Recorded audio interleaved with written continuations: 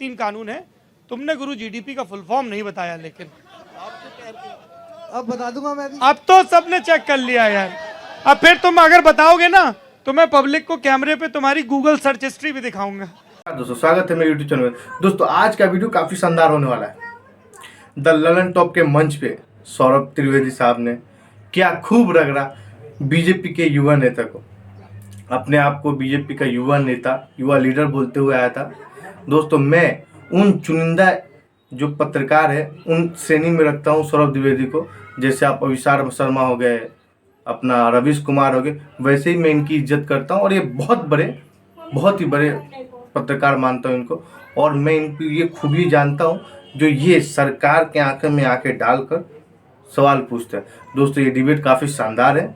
मैं इस पर खुल के बात नहीं करूँगा, पहले ये डिबेट देखते हैं, उसके बाद हम इस पर डिटेल में बात करेंगे। आपने कहा तुलना करिए, हमने तुलना करी थी। क्या कह रहे हैं भाई साहब?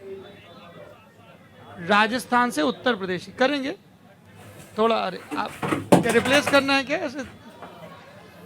अच्छा, तो उन्होंने पहला सवाल ये कहा है कि इकोनॉमी कोविड के आने के पहले से ही डाउनफॉल पर थी। इस पर क्या कहेंगे? महंगाई तो अभी इकोनॉमी महंगाई बढ़ रही थी और इकोनॉमी घट रही थी कोविड से पहले। तो ये कोई ऐसा तो है नहीं कि भाजपा की गवर्नमेंट के आते ही इकोनॉमी घटनी शुरू हो गई। सर ऐसे ही हुआ है।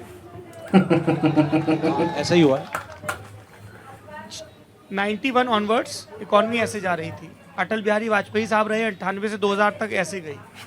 कई अर्थशास्त्री कहते हैं कि उस सरकार ने जो फाउंडेशन तैयार की उसका यूपीए 1 को भी फायदा मिला और कंटिन्यूटी रही। अकेली भारत की गई क्या? वो तो दुनिया के सभी देशों की इकोनॉमी डाउन, बहुत सारे देशों की इकोनॉमी डाउन होने लगी। नहीं सर, वो तो सब प्राइम क्राइसिस के दौरान हुआ था 2014 से। अरे मैं पूछ रहा हूं, एक तो सब लोग सबर नहीं।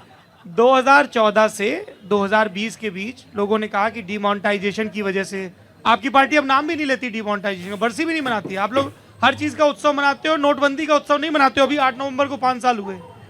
नोटबंदी की वजह से, जीएसटी जैसे लागू हुआ, इन सब की वजह से जीडीपी नीचे गई। तो इस पे क्या सफाई है?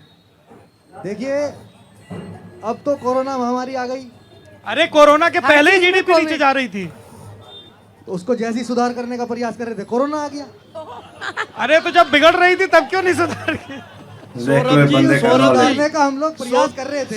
जीडीपी पे बात तो जब करेंगे, पहले जीडीपी की फुल फॉर्म पूछिए।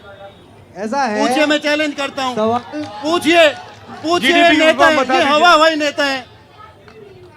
जीडीपी की फुल फॉर्म बता दीजिए, उनको संतुष्ट कर दीजिए। ऐसा है भैया, इकोनॉमी के बारे में बता दीजिए क्या हो गया। इकोनॉमी के बारे में 4 लाइन बोल दीजिए। ऐसा है भैया, जीडीपी की फुल फॉर्म बता ऐसा दो, है बात भैया। खत्म है यही सारी। ऐसा है भैया, आप किसी न्यूज चैनल के एंकर बन जाओ ना।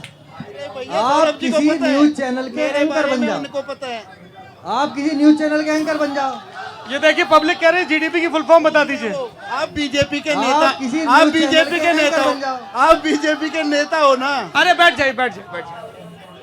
क्या आप जीडीपी की फुल फॉर्म बताना चाहते हैं? अरे आएंगे आएंगे आएंगे आएंगे आएंगे। भाई साहब ये लोग कह रहे हैं जीडीपी की फुल फॉर्म तो बता दो। कृषि कानून की इनसे आप तीनों हम पूछेंगे, उनसे पूछेंगे। पहले आप किसी- पूछ लो। नहीं पहले सवाल आपकी तरफ आया पहले है। इनसे पूछ लो। एक सेकंड, अरे आप एक सेकंड, अरे गूगल मत करो। मैं गूगल नहीं कर रहा।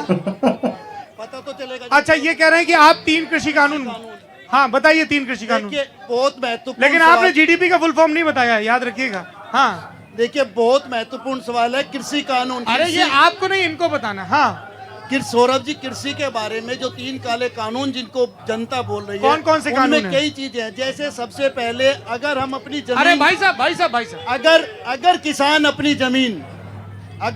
अपनी जमीन किसी को कॉन्ट्रैक्ट कर लेता है और उसने मान लिया आलू आपके खेत में पैदा किया, और आलू अगर उसके पैरामीटर्स के हिसाब से हुआ तो वो आपका आलू लेगा। अगर आलू का साइज कम हो गया वो नहीं लेगा। और आप एसडीएम कोर्ट में भी नहीं जा सकते थे, अभी ये लोग कह रहे हैं एसडीएम कोर्ट में जा सकते हैं। और एसडीएम किसकी सुनेगा? एसडीएम व्यापारी की सुनेगा, क्योंकि व्यापारी पैसे वाला होता है। ये डर किसान के अंदर बहुत बड़ा है। दूसरी चीज, अगर किसान किसी के साथ कॉन्टेक्ट कर लेगा तो किसानों के, भाई साहब एक कॉन्ट्रैक्ट फार्मिंग हो गया, अगले 2 कानून। उसमें और भी चीज है। अरे वो इतना समय नहीं है ना। अगली चीज बता रहा हूं। अगले 2 कानून। अगला किसान को ये डर है कि उसकी जमीन पर व्यापारी कब्जा कर लेगा, क्योंकि किसान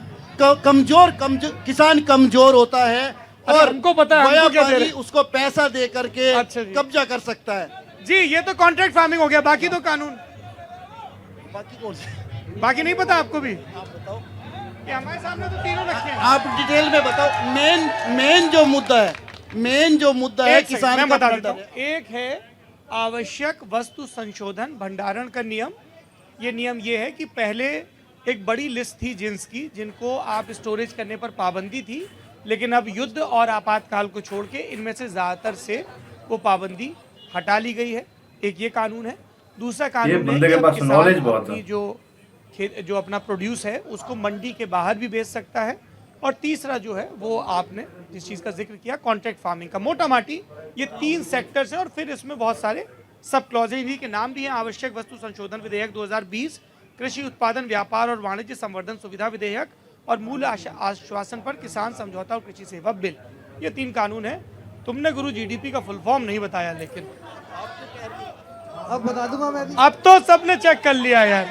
अब फिर तुम अगर बताओगे ना तो मैं पब्लिक को कैमरे पे तुम्हारी गूगल सर्च हिस्ट्री भी दिखाऊंगा। दोस्तों आपने ये वीडियो देखा, नोटबंदी और जीएसटी, ये जो चीज़ से हमारे देश को इतना नुकसान पहुंचा था, इतना नुकसान पहुंचा था जिसका कोई हिसाब नहीं। यही सरकार जब कांग्रेस जीएसटी ला रही थी, नोटबंदी ला रही थी, तो उसका पुरजोर विरोध किया और कहा इससे देश को बहुत नुकसान पहुंचेगा। उसी समय उसको तत्काल वो बिल को रोक दिया गया और ऐसा कोई भी बिल कानून नहीं लाया गया। लेकिन जैसे ही 2014 में सत्ता बदली, बीजेपी सरकार में आई, उसने क्या किया, नोटबंदी और जीएसटी दोनों लागू कर दिया। दोस्तों कांग्रेस जब जीएसटी लागू कर रही थी तो 4% लागू कर रही थी, तो उस समय बहुत बीजेपी को तकलीफ हो रहा था, लेकिन बीजेपी 18% पे लाई तो ठीक है। पता नहीं किसने मोदी जी को सलाह दिया। खैर जो भी हो दोस्तों, अगर आपको ये वीडियो पसंद आई हो तो हमारे चैनल को सब्सक्राइब और वीडियो को लाइक करना ना भूलें। अगर कुछ भी आपको प्रॉब्लम हो तो हमारे कमेंट बॉक्स में हमें बता सकते हैं। मिलते हैं ऐसे वीडियो के लिए, अभी के लिए इतना ही, शुक्रिया।